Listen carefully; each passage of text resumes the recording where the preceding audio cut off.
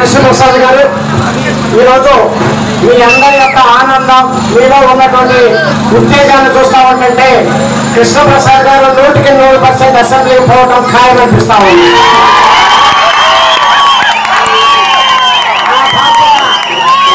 ఆ బాధ్యత మీరందరూ తీసుకోవాలని చెప్పేసి మొట్టమొదటిగా నేను మీ అందరినీ కూడా విజ్ఞప్తి చేస్తా ఉన్నాను.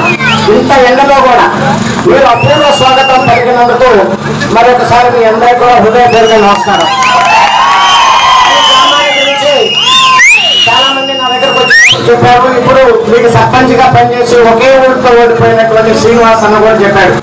మరి ఆయన కూడా మంచి రోజులు వస్తాయి. ఒక ఊరు అంటే అది తెలిసినట్టే, పెద్ద ఊరిని ఎత్తుకోవడం కాదు. ఆయనే మనందరి పార్టీ సర్పంచ్గా కూడా మనం భావించుకోవద్దు. ఈరోజు ప్రధానంగా గత 5 సంవత్సరాల నుంచి మన మచిలీపట్నం పార్లమెంటు ఒక లోక్సభ సభ్యుడిగా మరి నాకు తృప్తినిచ్చేటువంటి అనేక అభివృద్ధి కార్యక్రమాలు చేశాను. మొట్టమొదటిగా మీకు చెప్పాలంటే బందర్ పోర్టు అంటే అది పెడల్లో కూడా సగం భాగం ఉంటుంది, మన నియోజకవర్గంలో కూడా సగం భాగం ఉంటుంది. అటువంటిది దశాబ్దాల కాలం నుంచి పోర్టు పనులు పెళ్ళిలో ఉండి దాన్ని ప్రత్యేకిపోతే మరి దానికి పవర్ ఫైనాన్స్ కార్పొరేషన్ అనే సంస్థ ద్వారా 4,000 కోట్ల రూపాయల రుణాన్ని తెచ్చి ఈ రోజు శరవేగంతో బందర్లో పోర్టు పనులు జరుగుతున్నాయంటే మీ పార్లమెంటు సభ్యుడి యొక్క పాత్ర కూడా అందులో ఉందనే విషయంలో మీ అందరికీ తెలుసు. పోర్టు ఎక్కడ ఉంటే అక్కడ ఉద్యోగాలు ఉంటాయి, అక్కడ అభివృద్ధి ఉంటాయి. విశాఖపట్నం అభివృద్ధి చెందిందంటే 1,000 మందికి ఉద్యోగాలు ఉన్నాయంటే అక్కడ పోర్టు ఉండబట్టి. మద్రాసు అభివృద్ధి చెందింది, 1,000 మందికి ఉద్యోగాలు వచ్చినాయంటే అక్కడ పోర్టును బట్టి. అదే రకంగా మనకు కూడా అక్కడ పోర్టు ఉంది. పక్కన ఉన్నటువంటి సాల్ట్ ల్యాండ్లు అయితే ఏదైతే దాదాపు 3,000 నుంచి 5,000 ఎకరాలు ఉన్నాయి.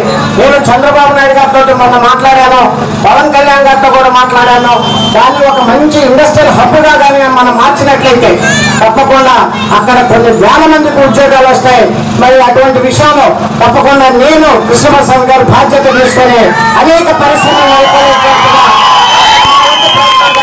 సందర్భంగా మీకు మనం చేస్తా ఉన్నాను. రెండో విషయం, ఇది కృష్ణా డెల్టా రైతాంగం. ఊరి తప్ప రెండో పంట పండదు, మనకి నీళ్లు కంపల్సరీ కావాలి.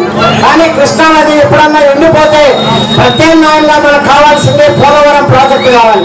ఆ పోలవరం ప్రాజెక్టు చంద్రబాబు నాయుడు గారి 72% కంప్లీట్ అయితే కనీసం ఈ ముఖ్యమంత్రి 1% కూడా దాన్ని కంప్లీట్ చేయకుండా ఎక్కడ వేసిన గొడవలు అక్కడిగానే ఉంది. మీరు గతంలో కొన్ని గ్రామాల్లో రెండో పంట దానివా కూడా నీళ్లు కావాలన్నారు. దానివా కూడా నీళ్లు కావాలంటే పోలవరం ప్రాజెక్టు కంప్లీట్ కావాలని చెప్పి సందర్భంగా మీ అందరికి కూడా మనం చేస్తా ఉన్నాను. మరి మీరు ఓటేసే ముందు కృష్ణా డెల్టా రైతాంగం ఒక్కసారి ఆలోచించండి. ఈ కృష్ణా డెల్టా ఎండిపోకుండా ఉండాలంటే పోలవరం కావాలి. పోలవరం రావాలంటే కూటమి గెలవాలి. కూటమి గెలవాలంటే మా ఇద్దరిని ఆశీర్వదించాలి. అప్పుడే మీకు కృష్ణా డెల్టా అదే రకంగా ప్రాంతానికి నీళ్లు లేవని చెప్పి చాలా మంది పెద్దలు చెప్పారు. మనకి స్వతంత్రం వచ్చి 75 సంవత్సరాలైంది. కానీ కృష్ణా నీళ్లు బ్రహ్మాండంగా గలగల పారాడుతూ ఉంటుంది. దాన్ని పైప్ లైన్ వేసి ఇక్కడికి ఇంటింటికి మంచినీళ్ళు ఇవ్వాలనేటువంటిది ఆలోచన ఈ ప్రభుత్వానికి లేదు. ఒక పార్లమెంటు సభ్యుడిగా కేంద్రం నుంచి జల జీవన్ మిషన్ ద్వారా 330 కోట్ల రూపాయలు తీసుకొచ్చి ఈ స్టేట్ గవర్నమెంట్ చేతిలో పెడితే ఈ చేతగాని ప్రభుత్వం మనకి ఇవ్వాల్సినటువంటి గ్రాంట్ ఇవ్వకుండా, ఇలా వాటా ఇవ్వకుండా ఆ టెండర్ను మురగబెట్టి ఈ రోజు మంచినీళ్ళు లేనటువంటి పరిస్థితి తెచ్చారంటే ఈ వైసీపీ ప్రభుత్వం అనే మాట నేను స్పష్టంగా చెప్తా ఉన్నాను. మన ప్రభుత్వం రాగానే చంద్రబాబు నాయుడు గారితో మాట్లాడి ఆయన దగ్గర కూడా మొన్న హామీ తీసుకున్నాం. ఆయన పెడల బహిరంగ సంకొచ్చినప్పుడు పవన్ కళ్యాణ్ గారితో కూడా ఆయన హామీ తీసుకున్నాం. ఆయన బహిరంగ సంకొచ్చినప్పుడు తప్పకుండా మనం ప్రతి గ్రామానికి ప్రతి ఇంటికి కృష్ణా నీళ్ళు ఇచ్చే విధంగా మనం ప్రణాళికలు సిద్ధం చేసి మరి ఆ పని కంప్లీట్ చేద్దామనేటువంటి విషయాన్ని కూడా ఈ సందర్భంగా మీ అందరూ కూడా నేను మనవి చేస్తా ఉన్నాను. మరి అదే రకంగా అనేకమైనటువంటి అభివృద్ధి కార్యక్రమాలకి మరి ఈ రోజు ఈ ప్రభుత్వం మరి ఫుల్ స్టాప్ పెట్టింది. కానీ ఒక సంక్షేమంతో పాటు అభివృద్ధి కూడా కావాలి అంటే ఈ కూటమిని గెలిపించాలని చెప్పి సందర్భంగా మీ అందరూ కూడా మనం చేస్తా ఉన్నాం. కౌలు రైతులు అనేక మంది ఉన్నారు. కౌలు రైతులకి ఎంతమందికి బ్యాంకుల నుంచి రుణాలు వస్తున్నాయంటే అది ప్రశ్నార్థకం. కానీ కౌలు రైతు బాగున్నప్పుడే వ్యవసాయ ఉత్పత్తులు పెరుగుతాయి. నిజంగా పంట పండిస్తున్నటువంటి వ్యక్తి కౌలు రైతులు చాలా మంది ఉన్నారు. మరి అటువంటి వ్యక్తులు మనం ప్రోత్సహించాలి. చేయాల్సిన అవసరం ఉంది. దాని చట్టంలో ఏదైతే లొసుగులు ఉన్నాయో ఆ లొసుగులన్నీ కూడా సవరించి మరి మామూలు రైతులతో పాటు కౌలు రైతులకు కూడా బ్యాంకుల నుంచి రుణాలు పావులా వడ్డీకి వచ్చేటట్టుగా ఒక పార్లమెంటు సభ్యుడిగా అలాగే కృష్ణప్రసాద్ ఇద్దరం కలిసి మా వంతు ప్రయత్నం చేస్తా ఉన్నాను. మరి నారాయణరావు గారు కూడా 10 సంవత్సరాలు పార్లమెంట్ సభ్యులుగా చేశారు. ఈ రోజు పొత్తులో భాగంగా అంటామని చెప్పి తిరుగుతున్నారు. ఎవరు చేస్తారు తమ్ముళ్ళు అట్లాంటి చెప్పండి, ఓడిపోతా ఉన్నటువంటి భయంతో ఉన్నటువంటి వాళ్ళు. మనం ఏమైనా చేసావా? ఆ బందర్లో ఒక అతను ఉంటాడు కదా ఎమ్మెల్యే, మీకు తెలుసు, మాట్లాడితే కాదు అందరినీ పవన్ కళ్యాణ్ గారిని ప్యాకేజ్ అంటుంటాడు, చంద్రబాబు నాయుడు గారిని అవినీతి అంటుంటాడు. నేనేమో సత్యచంద్ర గారి తరఫున కొడుకు. ఎక్కడెక్కడ వైసీపీ అభ్యర్థులు ఉన్నారో వాళ్ళ పేర్ల మీద ఇంకొక పేరు చూసి బాలశివుడు అనే పేరు మీద ఒక నామినేషన్ వేయించాడు. అంటే ఆయన అనుకుంటున్నాడు ప్రజలంత అమాయకులు, మరి వాళ్ళకి తెలివితేటలు లేవని. కానీ మీరు ఎన్ని తెలుసు, కరెక్ట్ గా గాజు గ్లాస్ మీద మీరు ఓటేస్తారనే సంగతి నాకు తెలుసు, ప్రజలందరికీ మీ అందరికీ తెలుసు. ఇప్పుడు నాకు వచ్చినటువంటి గుర్తు గాజు గ్లాసు. సీరియల్ నెంబర్ వచ్చేటప్పటికల్లా 6 క్రికెట్ లో కొడితే ఏం కొట్టాలి? 6 కొట్టాలి.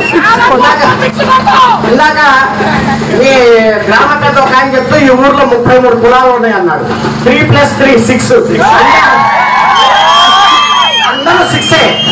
ఆ తర్వాత మెగాస్టార్ చిరంజీవి గారి ఫోటో ఉంది. ఏ పాట? కొడితే కొట్టాలిరా 6 కొట్టాలి అని చెప్పేసి.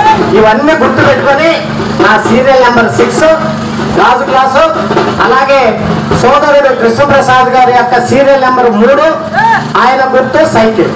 1 గాజు గ్లాసు, 3వ నెంబర్.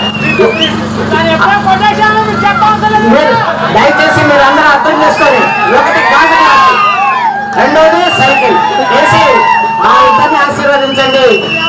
నీతి నిజాయితీగా మీ ఇద్దరం పనిచేస్తాం. నీతి నిజాయితీకి మా ఇద్దరికి కరెక్ట్ జోడు అని కూడా ఈ సందర్భంగా మీకు మనం చేస్తాము. నాన్నగారు ఇక్కడ ఎన్నో సంవత్సరాలు ఇక్కడ మీకు శాసనసభ్యులుగా తిరుమల తిరుపతి దేవస్థానం చైర్మన్ గా చేసి ఆయన ₹1 కూడా సంపాదించుకోలేదు. మీ అందరికి తెలుసు, ఆయన ఆర్థిక పరిస్థితి తెలుసు. అవన్నీ దృష్టిలో పెట్టుకోండి. మీరు ఇద్దరికి మంచి మెజార్టీ ఇచ్చినట్లయితే నన్ను పార్లమెంట్ పంపండి, ఆయన అసెంబ్లీ పంపండి, అభివృద్ధి విషయాలు మేము చూసుకుంటామని సందర్భంగా మీ అందరికీ ఇంత ఎన్నో కూడా ఈ గ్రామానికి వచ్చి మమ్మల్ని ఆశీర్వదించినందుకు మీ అందరికీ కూడా నా హృదయపూర్వక నమస్కారం. Thank you.